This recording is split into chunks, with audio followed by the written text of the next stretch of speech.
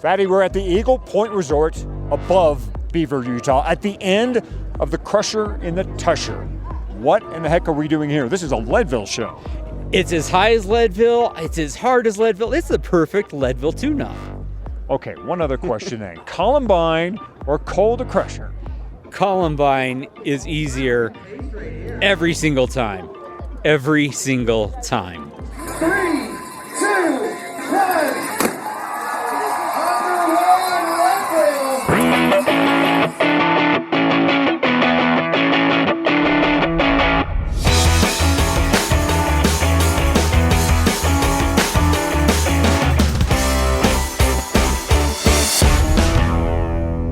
Leadville, the podcast for the 100-mile mountain bike race. It's a show that breaks down, builds up, gets you ready, and of course freaks you out for the highest and arguably the hardest one-day mountain bike race in the country. Coming to you from what Fatty has told me is, mile for mile, as hard as the Leadville Trail 100. And that is the Crusher in the Tushar. Yep, here in Beaver, Utah.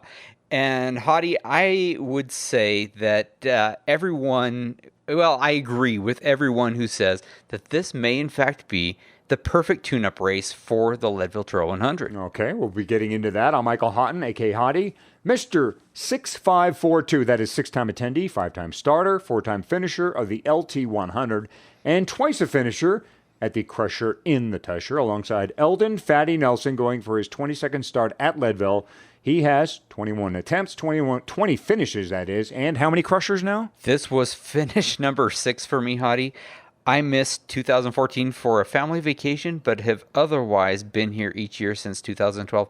I don't miss it. It has a great vibe and, of course, also beats you up a little. Yeah, you are a race organizer's dream. You are a loyalist. When you find an event you like, you stick with it. I do. It was someone like Burke Swindlehurst puts together a great event that most people would not have thought of, half dirt, half road, and a lot of climbing. I'm going to stick with it. I want to support these independent race organizers. Yeah, he's kind of sucked me into. This is not my type of event normally. It's way too much climbing for me, but it's Burke, and it's the event, and it's a really good event. We will hopefully wrap up our double feature on crewing and the feed zones. You were right, Fatty. There's enough on this topic alone for at least 2 shows. At least. Yep. Reba and Jonathan Lee standing by with their regular insights and training tips. But since we're here in Beaver, Utah, Fatty, let's take a second to find out why this race has worked for you as a run-up to the Leadville Trail 100. Well, first of all, like Leadville, it is not technical, right? Like Leadville, it has some hard, sustained climbs up to altitude that are downright Leadville-like. And my wife has told me many times that to anyone who listens, that the easiest way to figure out your Leadville time for the upcoming year is to ride the Crusher and then simply add 3 hours. So you know what? That has actually worked out to be true in my case to within a few minutes year after year. Really? Yeah. So today I did a 5:45, so 8:45. I'm looking like a good sub 9 if I weren't riding 6 days in Breck. Right. There's that little problem in the way. That is a monkey wrench there for sure. I had a pretty good day here in the Crusher, too. You know, I always when I first heard about the Crusher, I was like, yeah, I got to do that event. But I was really committed to Leadville at the time. And I'm like, well, I think it's a little too close for me in my training prep and the travel situation because I have to come from, you're in Utah, and this is a much easier 3-hour drive for you. For me, I'm coming from LA, so to get up here to Beaver meant, a few days off. And I avoided the race initially because I always had a commitment to Leadville. But last year I did it before Leadville. This year I'm not doing Leadville, and I've fallen in love with the thing, and I do agree with you. I think it's a great way to gauge your fitness, see where you are.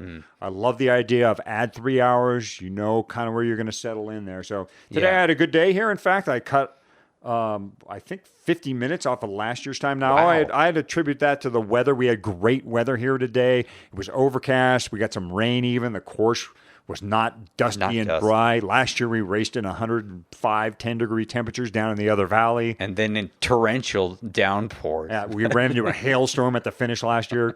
This year, actually, Lisa, the Hammer, and I were riding together quite a bit, and we got a quick downpour, but we were fine in the end. So it was a good day for me, and I love the race, and Burke and it was really a great opportunity to come out here and race again in Beaver, Utah. And like Fatty, I think I'm becoming a loyalist to the Crusher and the Tushar. And of course, the Crusher, Fatty, was another chance to put your Shimano shifting and braking package through the paces. And two things about the Crusher that stress drivetrain and stopping are the need for low gears and the ability to handle a screaming descent. Oh yeah, the gear shifting it's simply so easy and simple that I honestly didn't think about it during the day. I just shifted 10,000 times, and every one of them was perfect. But for this race, brakes matter so much, Hottie. Today I was on my hardtail, a Felt Doctrine, and I'm actually on XTR brakes instead of the XT brakes I've been using on my Leadville-bound FS Epic. And I'm not trying to put XTR down in any way, shape, or form, but the fact is, anyone who's going to buy XTR, of course they have their reasons, and it's super light and it's super reliable. But if you had hidden the logos, I wouldn't have been able to tell you today which of my brake setups was XTR and which of them was XT. Seriously, once you're on Shimano, it's super premium for XT or super duper premium for XTR. Can some people tell the difference? Probably. I can't, though. Mm-hmm. It's just that good. You know what I can tell the difference between, though? Shimano XT and the best MTB brakes that other brands have to offer. After riding with XT brakes this season on her Epic, Lisa got out her stumpy hardtail a few rides ago to see if everything was okay, because she was going to be riding her hardtail for the Crusher.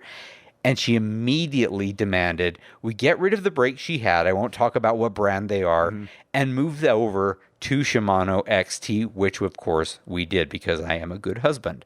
So Shimano's sponsorship of this show has definitely resulted in the sale of at least one pair of XT brakes to the Fatty family. Very nice. Thanks for supporting our sponsor. And if you want to find out more about what Fatty's been riding and what Lisa's been riding, go to bike.shimano.com for more.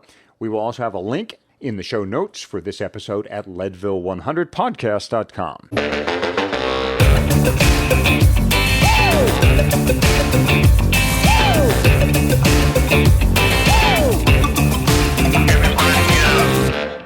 And now on to the course. Each week we are discussing a segment of the Leadville Out and Back format.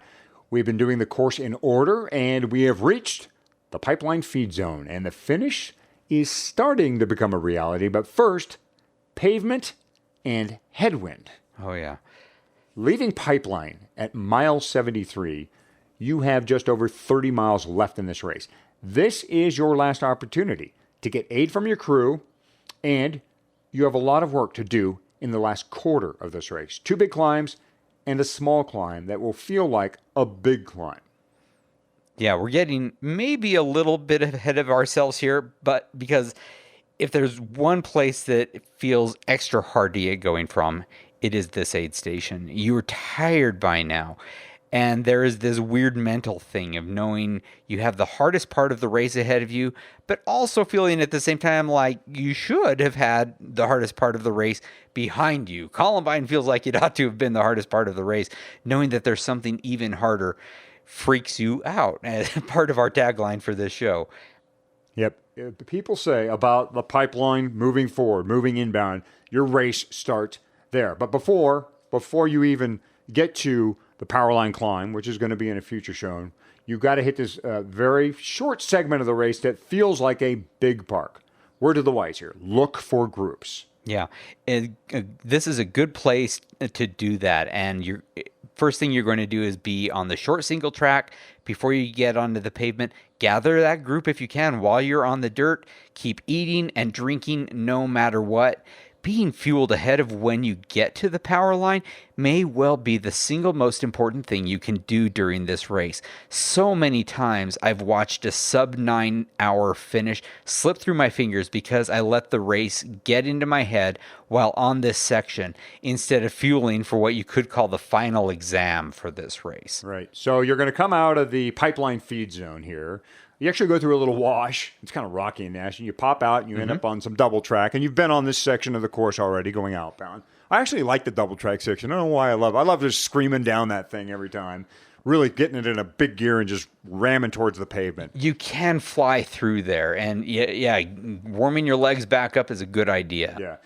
You'll hit the end of that double track, and you're going to make a left turn back onto the pavement. Here, you're looking for new friends, or maybe old friends, maybe people you've been with already. Anyone. Because something's going to happen here. It's almost guaranteed that you're going to see some type of headwind as you make the left onto the pavement. I'm reaching back into my mental archive. I don't think I have ever done this section where it is not a demoralizing headwind. It's probably happened because you don't notice no wind, but you do notice a hard crosswind and a hard headwind. But this, I mean, it practically brings you to a stop, and that's of course compounded by the fact that you are tired. Mm-hmm. And it's a little uphill. Yep, that's true. So I don't know why it's true, but it is. I'm sure that a weather professional could tell us. But this section gets into my head so bad. It feels like you were hardly moving. I have cramped on this road. I have actually thrown up on this road. Rebecca Rusch has given me electrolyte capsules on this road. I am pretty sure that I have cried on this road. I've been dropped by Tyson Apostle, who is the winner of the reality show Survivor on this road. He was trying to give me a pull, but as a former professional cyclist, he just rode me off his back wheel. Yeah. I never had a chance. Yeah, look at the thing on paper. You pull out your maps. You're going, it doesn't seem like a big deal. And maybe that's what makes it so effective at demoralizing racers, because they go into it going, well, what the hell? I should be able to do this fine. Well, I'll just go on the pavement. Everything is going to be fine. In fact, a buddy of mine who I'm going to talk a little bit about later in our crewing section, he did the same thing you did. He found himself on the side of that road out of sorts. Like he didn't know where he was or where he needed to go. He finally came to and squeezed in under the line, just barely under 9 hours to get a gold buckle. But he thought he was done for out there. So leave nothing to chance out there, and do not underestimate, I should say, this section of road. Coming off the double track, you're going to make a left. You're going northbound. As you're going northbound and uphill and into the wind, and again, hopefully you're with 5, 6, 10, whatever it takes, and everyone's sharing work. You want to, guys aren't sharing work here, encourage people to share work. It does no good to have a guy on the front in a headwind taking a 5-minute pull. It doesn't work. Well, and he's going to slow down imperceptibly, and he's going to become a less effective engine to your train. People take 30-second pulls. If you have a group of more than 3 people, you shouldn't be out there with some person being a hero. Yeah.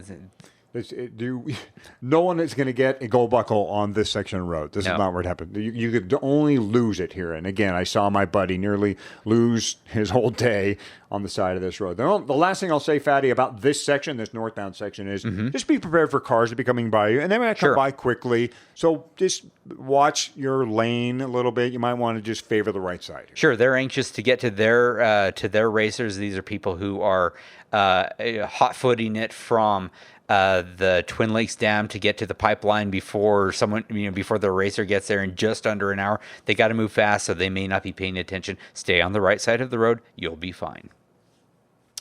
So you're going to make a left-hand turn coming up here. You're going northbound into the wind. Again, hopefully you have a group. You're going to make a left-hand turn, and then your wind will probably be cross here, and you'll be going...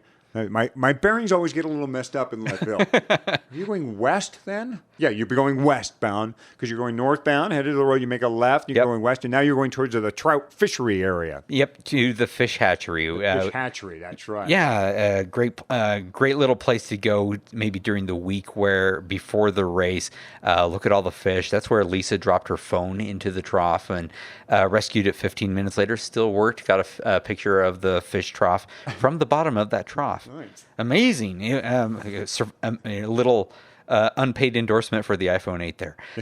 So there's a good chance you'll have a crosswind, might be a cross headwind. No matter what, when you make that left turn, keep working together. Once again, don't be the ox. Don't be the dumb ox that pulls everyone. Yep. Some bumps in the road that could split your group coming up here. So as you go past the fish hatchery, the road course, as I'll call it here, starts to undulate a little bit. And that can cause some issues for guys who've been hopefully trying to hold a steady pace. I know when you get little risers, little kickers, that can cause some issues. It's okay. Look back, grab another helper, be efficient here, save something for what's ahead. Oh, yeah. Because actually, once you hit those little bumps in the road past the fish hatchery, you're not too far off now from the major objective of the day. The funny thing here is, though, as you near the Powerline climb, straight ahead is downtown Leadville. Yeah. Home is straight ahead. It is but so tempting. You must make a left turn here. That's right. And a course marshal is going to wave you left onto the dirt. Use that as a cue to look at the mileage on your GPS. This is very important to me. It should say pretty close to 79 on the nose, but make sure that what your bike computer says it is, because, little variations between different GPSs. Knowing that number is my personal key to keeping my sanity on what we're going to talk about in the next episode of The Course.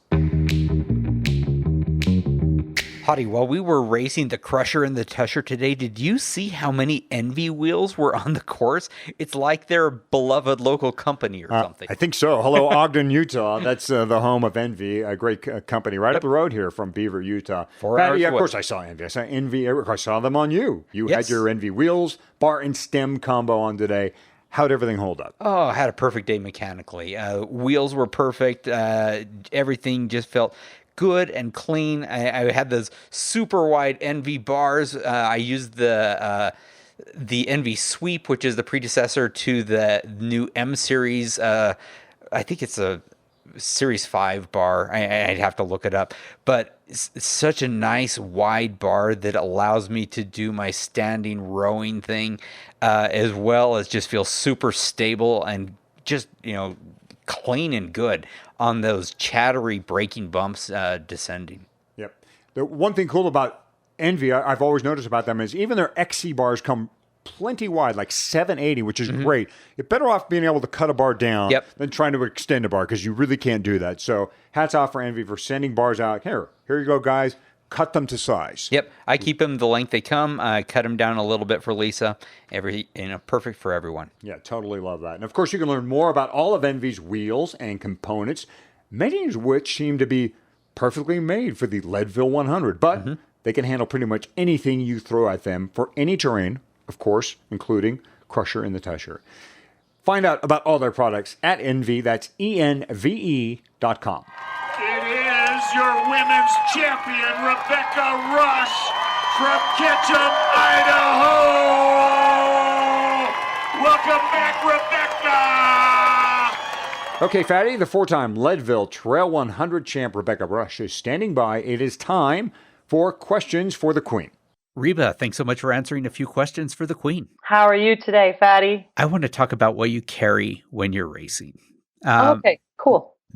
A race like Leadville, you have to make some decisions. You've got to walk this line between staying light and being prepared for anything. And so I wanted to know, when you're racing Leadville or any endurance event, what are you carrying? You carry everything you need and nothing you don't.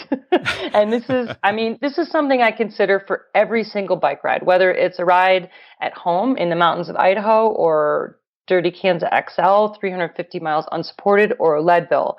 I always lay out my stuff and I really think about what is the ride and what do I need. For Leadville specifically, I always carry a very light rain jacket. You're in high mountain terrain and you'll see a lot of people at the start line in a skin suit with one water bottle and nothing, and one goo and nothing else.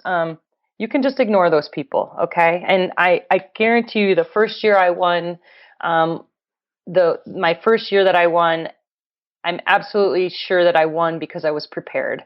It was a stormy day. I mean, I looked out the window like, it's going to be cold today. And I stuffed a rain jacket in and some nice woolly arm warmers and a little beanie. And,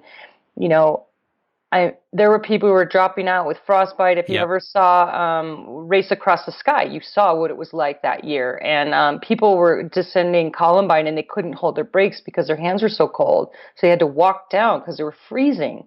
And I got up there and I was like, cool, I'm going to put my jacket on. And I had some sort of fleecy warm gloves. And I was happy and toasty and just like, what is everybody's problem? Why didn't anybody bring a rain jacket? So I always carry a super light rain jacket, and it's tiny, it's small. But being prepared is a lot better than being cold. And really, if you're cold in that terrain, it actually gets quite dangerous. Yes. And if a 6-ounce rain jacket in your pocket or your Camelback is that really going to make or break your race? No, it's definitely not. Something that I also really like to carry that is with me, it's just in my toolkit for my bike repair kit, and it just kind of stays there all the time, is a pair of surgical gloves. And a plastic shower cap from an inexpensive hotel, if you ever stay at those. Oh, sure. And those are, and sometimes 2 sandwich-sized plastic bags. And what those are vapor barrier liners. So the shower cap goes under your helmet. It looks real pretty, but it will keep your head warm. And surgical gloves go under your riding gloves, and the baggies go on your feet inside your shoes. And that has saved me. It's an old adventure racing trick, but plastic can save your life, and it doesn't weigh anything. And it's a great emergency kit that I always have with me inside my little toolkit, and I've used it many times. And so tell me, what do you carry as far as actual repair gear? Change a tire, change a chain. What do you carry in order to be able to take care of your bike?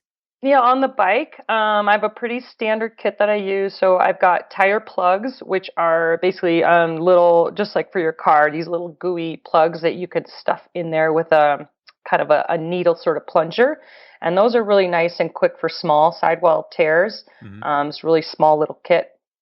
For bigger sidewall tears, I always have a glue wrapper if needed to patch that. Of course, a tube, CO2, cartridge and head. I also always carry a mini pump, even though I have the CO2. Because again, if you saw a race across the sky, you saw that Lance Armstrong, blew his CO2 all over and then basically had nothing to pump up his tire with.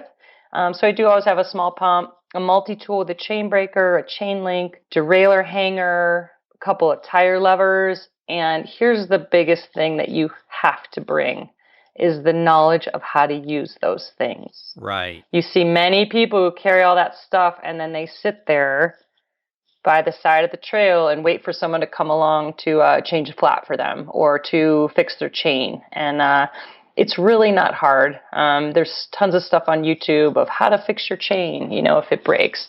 So I really do encourage people to have the knowledge to use it because it's freedom. Knowledge is freedom. And so then, you're out on a backcountry ride or in the Leadville 100 and you can fix your own stuff. And it's a good feeling. One, to fix your own stuff, but also to maybe stop and help somebody else too. So knowledge, you've always got to have knowledge in your toolkit. Oh, that is so important. It really is. And making sure that your equipment works together. I remember one of my first racings of the Leadville 100, I came across a guy who was, to the side of the trail, and it looked like he was confounded working on his bike. And I said, like all racers do, you got everything you need. And he said, my adapter doesn't fit my CO2 cartridge. Yep. He had a threaded adapter and unthreaded CO2 cartridges. And, I happen to have an adapter and CO2 cartridges, and I got them out and I just tossed them to him. I said, here, free gift. And I was on a mission to finish my race in time. It was more important to me to, I wanted to help the guy, but I didn't want to stick around and see how it went. So I was like, yeah, it's worth it to me. Gave it to him. Here's the deal. That is the best advice that you can. So here are some other things that people mess up on. The spare tube that you have. Right. You have too short of a valve stem and it doesn't clear through your rim. I've done that. Big mistake. If you have the wrong chain link for your chain, if you run a 12-speed or 11-speed or 10-speed, all the chain links are different. Your derailleur hanger is different for your bike. And so all those things are bike specific. They work for your bike. It's super important to make sure things fit together. Like you said, all the puzzle pieces fit together. Yep. And that you practice with them. I remember when we were, the year I was pacing for Lisa, the hammer, and we were out on a practice ride and you were with us and Lisa got a flat, pulled over to the side, and you started to jump in to help her change her flat. And I pretty much pushed you off the trail and was like, no. She's changing her flat. Yes. And she's going to do it. We'll kind of stand here if she needs help. But no, I want Lisa to do it. And she's fine. She did it. She knew how to do it.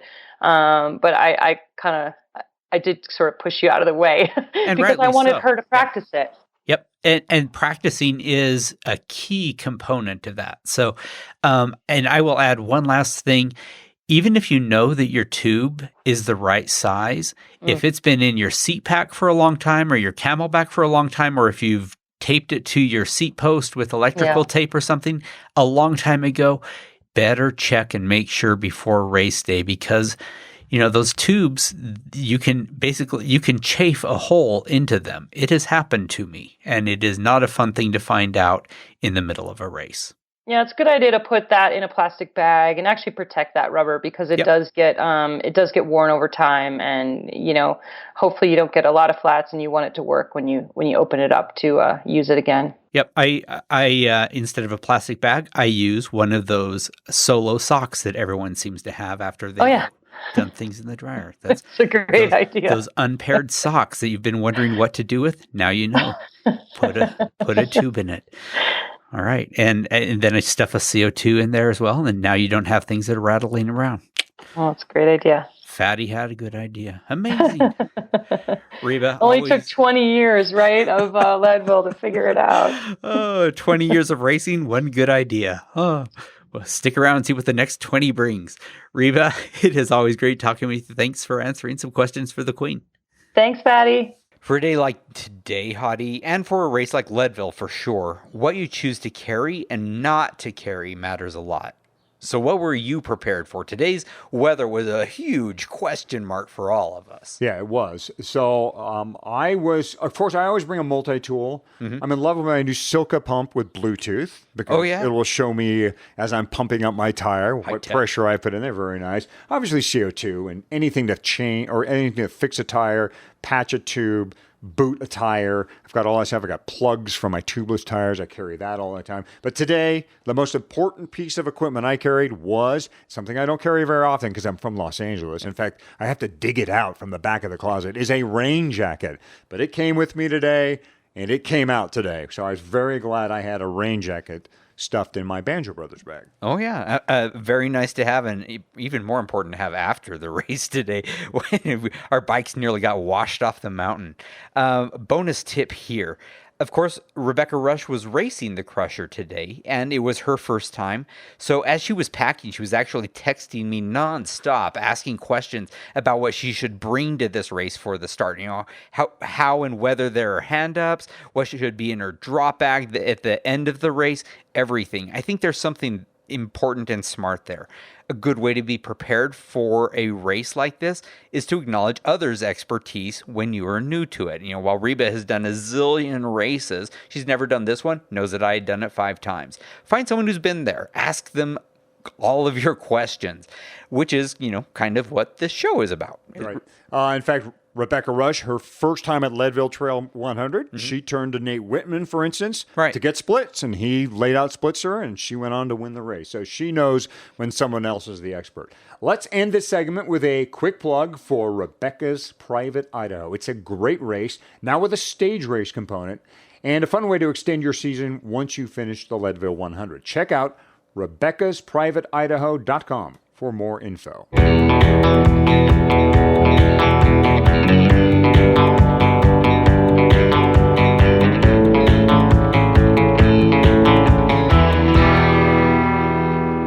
Fatty, this is part 2 of our feature on crewing the Leadville Trail 100. Yeah, there's that much to getting a rider taken care of what they need that we needed 2 episodes to cover this topic.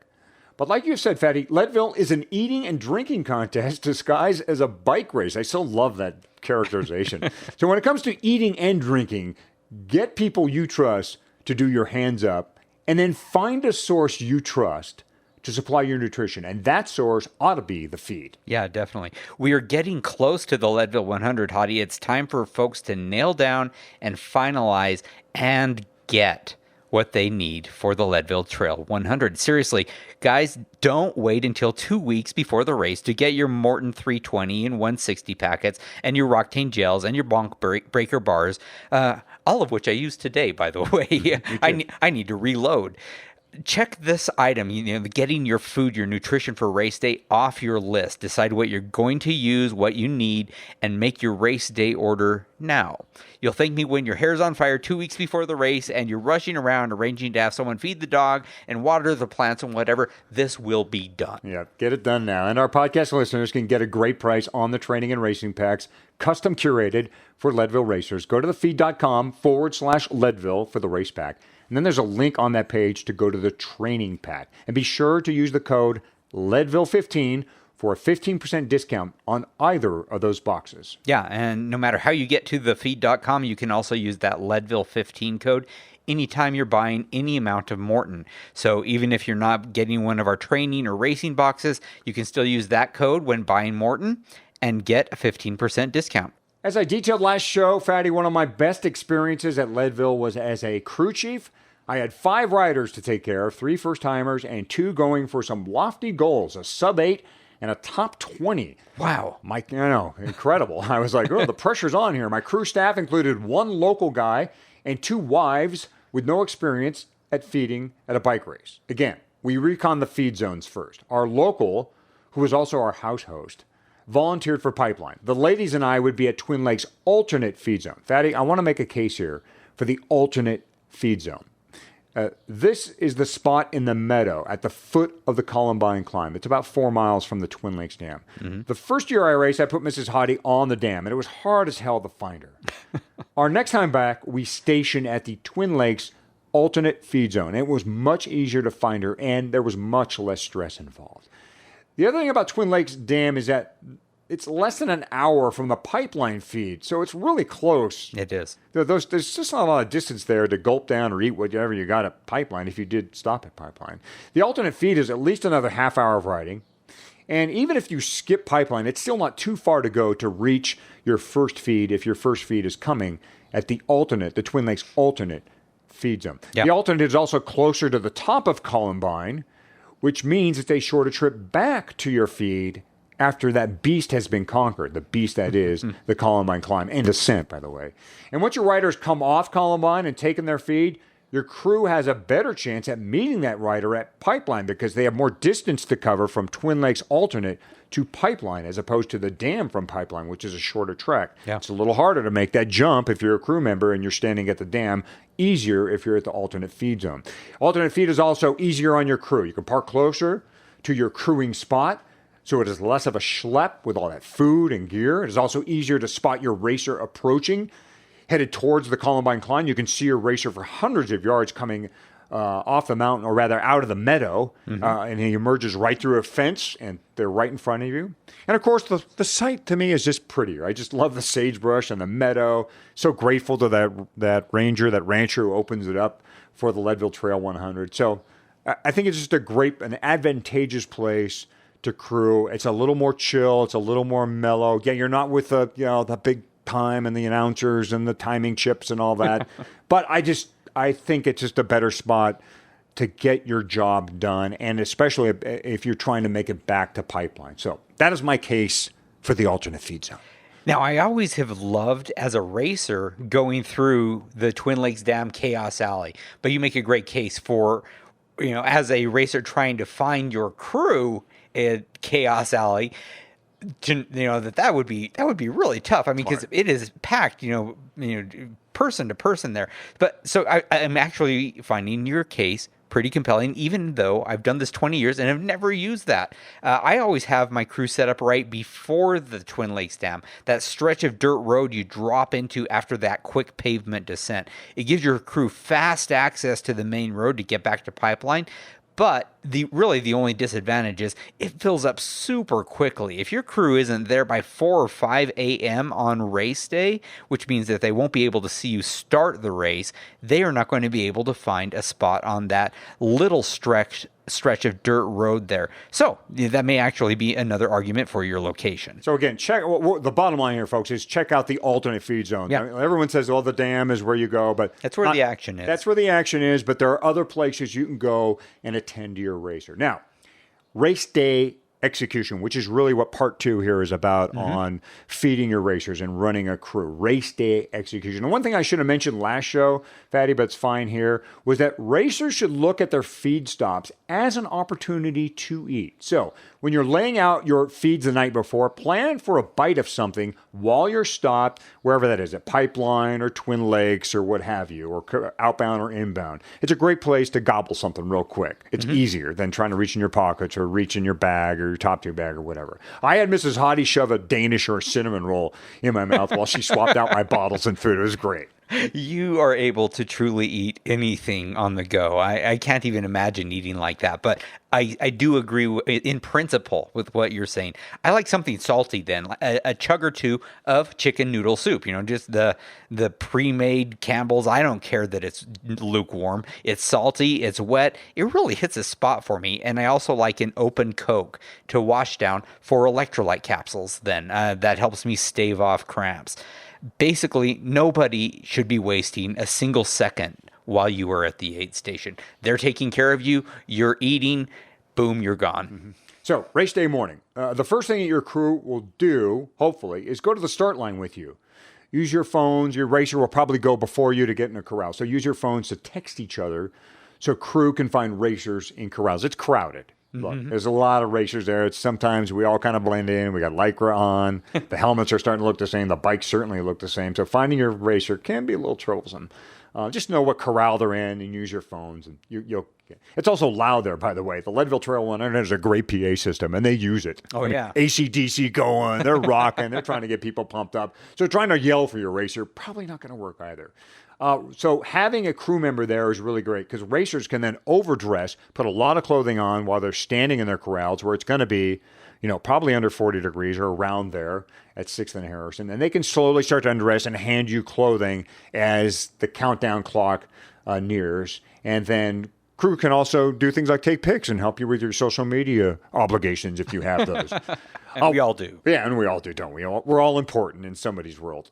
Once the racers are off, crew members then have a little time to grab a cup of coffee, and then it's off to the first feed stop. For most, that will be Twin Lakes. You could technically, if you're feeding one racer, hit Pipeline and then make the hop to Twin Lakes. But more than likely, your crew will just go direct to Twin Lakes and wait for racers there. Yeah. Remember, have estimated times of arrival. Racers should be able to do this, even if they're first timers. They should have at least a guess at what time they're going to be there. This really helps.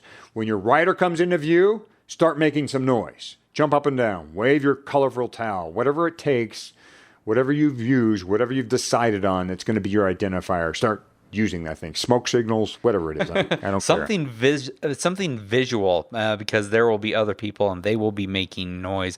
And something easy because remember, your racer has ceased to be a human being and is now just a machine that turns pedals and just can't think. So your rider comes in. They'll be out of sorts, as Fatty said. Adrenaline, altitude, combining to make this person not quite themselves. If you're a two-person feed team, this is my suggestion here. One should hold the bike and hand the racer their snack or drink, while the other handles bottles or camelback changes and food in the pockets. Once the refill is done, it's time to push. Push. This is important. One crew member gets behind the rider. I wouldn't do this with two people. I think one is enough. One person gets behind the rider as the rider clips in and starts pushing on their behinds and runs with them as they pull out of the feed zone. This really helps, more than you know, to get the racer going again. This probably saved me leaving Pipeline one year. I had a buddy of mine there, and he gave me the best push of my life. I didn't want to leave. I was like, I'm really comfortable here. He got behind me and shoved me out of that pit zone, that feed zone. I had no choice. He said, you want to be with those guys again. Get back with those guys you were working with. And sure enough, he saved the day there. The entire pit should take, No more than 30 seconds. It can really be done under 15, as we said before. Can you do a hand up? If you've got a really fast racer, sure. But I always tell folks, unless you're trying to stay with the fast groups, the leaders of this race, say you're a top 50 rider, just stop. Your feeds are planned out, organized, whatever. It shouldn't take much time.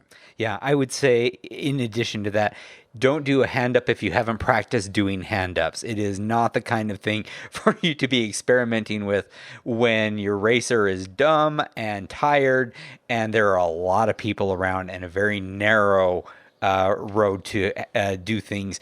You don't want to go crashing into someone else's crew. A couple of other things I want to add. First of all, this is easier if, in addition to chairs and a pop-up, you have yourself a nice little portable picnic table. You've got a lot of stuff. It's nice to have something to put it on so you're not having to crouch and reach down and grab it if it's right there so that your racer stops by the table and you can pick things up and put it and get them right there. Next, your racer's mood is going to be weird, like fragile.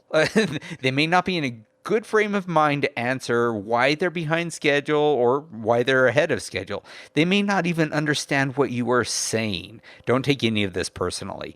They still love you and they think you are awesome.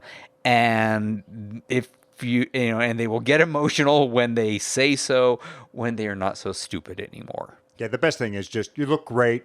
Yep. Keep going. You look great. Those are the best words to hear when you're on the bike. A lot of other questions will simply go right over their heads. Yeah, and they're not going to get it. So Twin Lakes outbound. That feed is done. The racer goes up Columbine, comes back down, and you just do the same thing again. You put your program, that Formula One style pit stop, back in play. If it's dusty or if it's been dusty, this may be the first opportunity to lube a chain. Oh yeah, and not having that grinding sound taken off the chain is really nice. Your racer is riding with whatever sound their chain is making for the whole day. Also, speaking of weird emotions, as I was a minute ago, by the time they come down off Columbine, your racer has almost certainly experienced every emotion known to humankind. They've been elated. They've been miserable. They've probably fallen in and out of love. It is just crazy how this lack of altitude and excess of exertion truly gets into your head and heart. It's probably like, when an astronaut comes back from outer space or the moon almost. I mean, those people are probably a wreck too. I can't imagine. Sure. So it's kind of, it's not that. It's not outer space travel, but it's close. 12,600 feet. You're nearly touching the moon. They may see God. Who knows? Elvis. I've seen Elvis.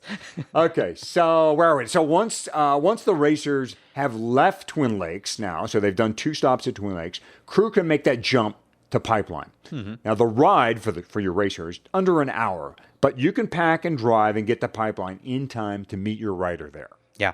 Now, a little caveat here. If you've got more than one racer that you are crewing for, you need to be prepared to split up once the first racer has come back through the Twin Lake Dam aid station, because you just don't know what the time span is going to be for the next racer or for the third racer. If you wait for that second racer, you risk missing the first at Pipeline. So multiple racers means 2 cars at least for the crew, and the ability to split up into a Twin Lakes Dam crew and a Pipeline crew after that first racer comes through. Yeah, just have that little plan in place, Yep. and you can just execute it. Who's staying, who's going, where are they going to? Mm-hmm. So then you get to Pipeline. Now, Pipeline I find to be a pretty easy place to work and to spot a rider. First of all, your riders are going to be coming out of the south, slightly downhill, probably into the wind. The only issue here is that they'll probably be working with other riders here, hopefully, if they've done the right thing and picked up a few guys or ladies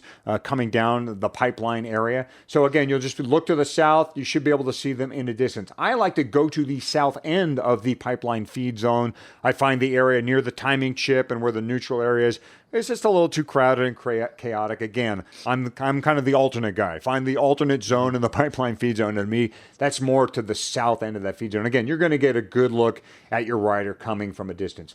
Again, pit stop style. You're just going to repeat what we've already talked about here. That rider's going to come in. If you've got 2 people, again, one holds the bike, the other does all the changes. And again, if you didn't lube at Twin Lakes, or even if you did, this may be another good spot to do a little chain loop if that chain is dried out. At least ask them if they'd like it. And just as, once again, sort of beating this horse a little bit more, make sure that you talk with your racer before the race to let them know which end of the pipeline aid station you're going to be. I'm going to be close to the arch, or I'm going to be far away from the arch. Whichever you're going to be, make sure they know so that they know when and where to start looking.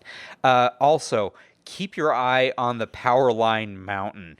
If clouds are gathering, don't ask your racer if they need a jacket. Tell them that you are giving them a jacket. Stuff that thing into their jersey or into their camelback without asking if necessary. They are not the adult in this situation. Right. I know what I am talking about. In the bonus episode that Lisa was talking about, she refused a jacket. That same year, I refused a jacket. In that state of mind, you're terrified of the Powerline. You don't want any extra weight, and you're not thinking rationally that this thing may keep you from getting hypothermia and being not ejected, but pulled from the race altogether for safety reasons. I've had my Mrs. Hottie look at me all kinds of strange ways at the pipeline feed zone. She, in fact, insisted that I keep. I was ready to just pull the plug there one day. She just looked dead back at me and said, "No, you're not. You will keep going." And I went, "Yes, ma'am. I'm going to keep going." And that's exactly what I did. So. After the pipeline feed is done and your racer's headed home, hopefully safely, crew will likely head back to town and wait for the racers to come up the red carpet. Yep. Now, crew could hit one more stop if they were really ambitious, and that's the Carter Aid Station. If a rider, for instance, has special needs or something, you might try to squeeze the Carter Aid Station in. Now, Carter Aid is where racers turn off the Turquoise Lake Road and then head towards St. Kevin's. It's an unofficial aid station staffed by volunteers, and they're great up there. And if your rider's alone going through there, don't sweat it. They're going to be fine. They're going to find gels and water and people handing up Cokes. It's a really great spot, actually. But you can park your car nearby and stand at that aid station. I met Fatty there last summer after I ran into trouble at the Leadville Trail 100, and there came Fatty, and there I was yelling at you. And I had no idea what you were doing there. That kind of goes back to, racers are not cogitating at that moment. We're dumb, and I'm like, Hottie, what are you doing here? It was a surreal moment for me. I don't know, did I seem lucid at that moment? You recognized me, and that was great, and I was just there to cheer you on. Of course, Sean Holderbaum, who was also in the race. Yeah. I just wanted to see you guys get through that Carter Aid Station and make sure you're in good spirits and hand a gel or whatever I could do at that. It was nice to see you. Yeah. So that's it, Fatty. A lot of planning, always thinking ahead and doing things a little different than the masses, like that alternate feed, will help a racer achieve their goal. By the way, my crew chief day was a success. We did have one DNF, but that rider started with very sore ribs. We had 3 gold buckles and a podium. And one of those golds was a sub-8. So it was a great day all in all. Yeah. Wow.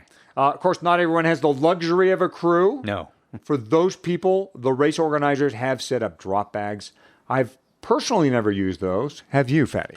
I actually did for the first several years I did the race. I don't think I had a crew at all until my 7th or maybe even 8th Leadville 100. I'm not sure. You can do just fine with drop bags, and a lot of the same rules apply. First, lists are your friends. You are your own crew chief now. Weeks before you head out of town, start thinking about what you will need in each of the 3 places you can have drop bags: the Pipeline Aid Station, the Twin Lakes Dam Aid Station, and Columbine. For Pipeline and Twin Lakes Dam, remember, you will pass those each twice, but you only get a bag, one bag for each spot. So put 2 stops worth of stuff in each of those bags. Next, be Spartan. Volunteers are going to be fast in getting your bag to you at any aid station. They'll seriously be able to do it within seconds. However, you may want to consider trying to race on what's available at the table. There is a lot there.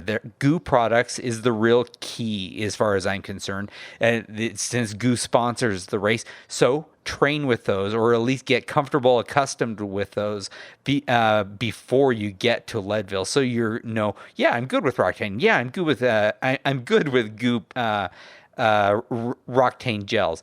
So you can and should work from what you can get from neutral aid. However, be sure to include redundant clothing and tools options. Obviously, you can't get to your Twin Lakes Dam bag when you are at Pipeline. So any tools you have at this bag aren't going to be any good to you at any other place. Next, clear plastic bags only. This was not always the case. You used to be able to use duffel bags and zip up things, but security changes have meant that you can't use your labeled nylon duffels anymore. In these days of heightened security, you've got to use these clear plastic bags. So label them with duct tape and big fat. I use purple Sharpie, a big fat purple Sharpie that I bring with me to Leadville that I can put my number on. And that makes it super easy to label and find. They will have marking systems there, but I like to be, a little bolder, a little easier. I want to be the easiest guy to find. One drop bag tip for everyone, whether you have a crew or not, I recommend set up a drop bag for the Columbine aid station because, of course, your crew can't go there. And it is really nice to have what I think of as your absolute emergency drop bag up top. I keep a weatherproof coat in it, heavy gloves, shoe covers, your booties, a shower cap, and a warm skull cap. Everything. So far, I've never actually had to break any of that open. But it is nice to know that if it was hailing or sleeting, or it could snow at 12,000 feet, it can snow in August, that there is warm weather gear waiting for me to make the descent bearable so that I can feel my hands on the way down. And a word to the weather-wise, 3 out of the 4 days I was in Leadville last week, the skies opened in the early afternoon. It seems like it's been rainier this, at least in July, than it has been in some time in Leadville. August, who knows? It may be completely dry, or we may be in for a year like 2000 when the skies opened up and 50% of the field DNF'd. Mm-hmm. Yeah, I took your advice on the Columbine drop bag, I think last time I was at Leadville. And yeah, and by the way, folks, they will get your stuff back to you. Don't worry. You easy. can, the day after, or in fact, the afternoon after, it's right after the race. They'll bring the stuff down and you can go rescue it. You go and pick it up right as you're picking up your sweatshirt.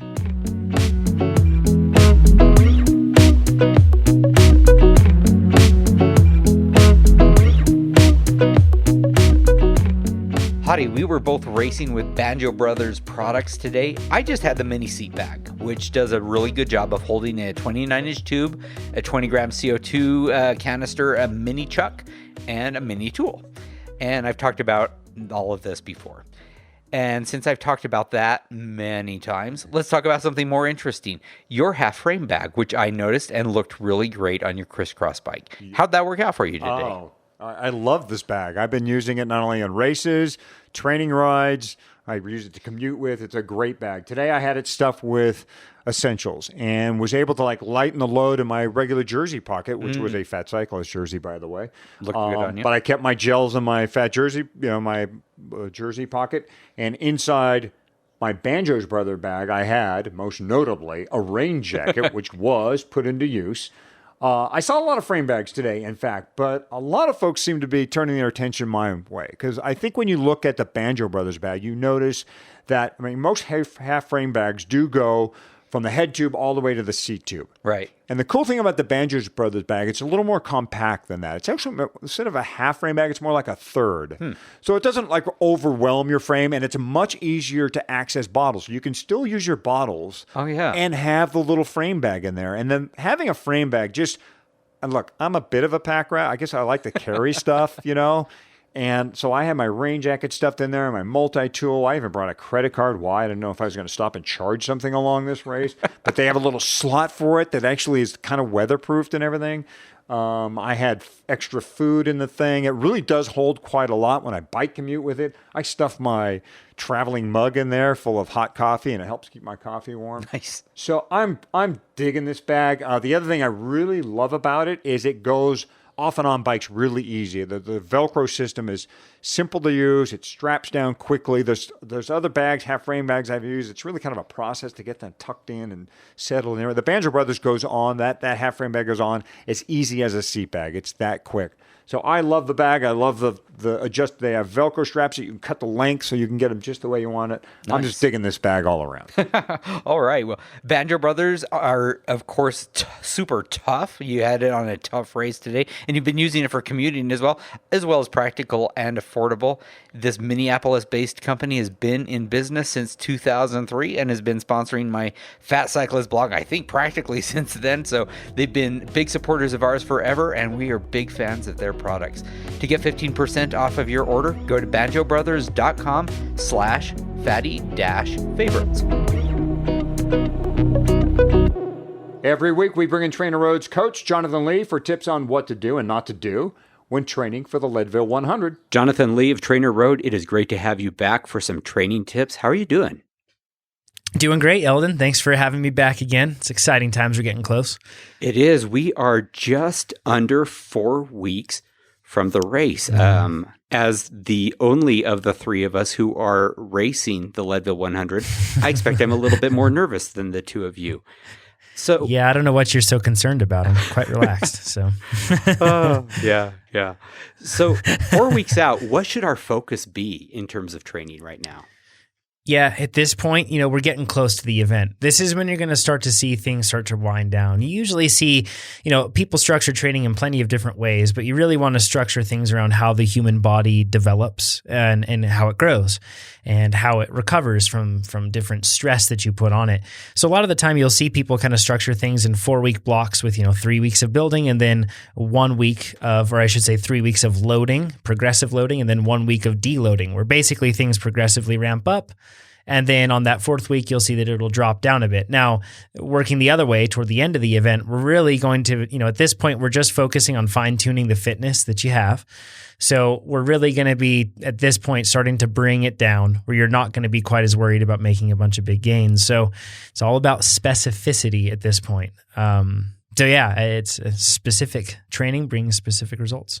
Yeah, Jonathan, we are, again, about 4 weeks out here, so I would gather one of these weeks has to be a rest week so we can kind of top off the rest of our training, and race week is not the rest week. So where does our rest week fall from here forward, and what happens during that week, or doesn't happen? So like a good economist, it depends, right?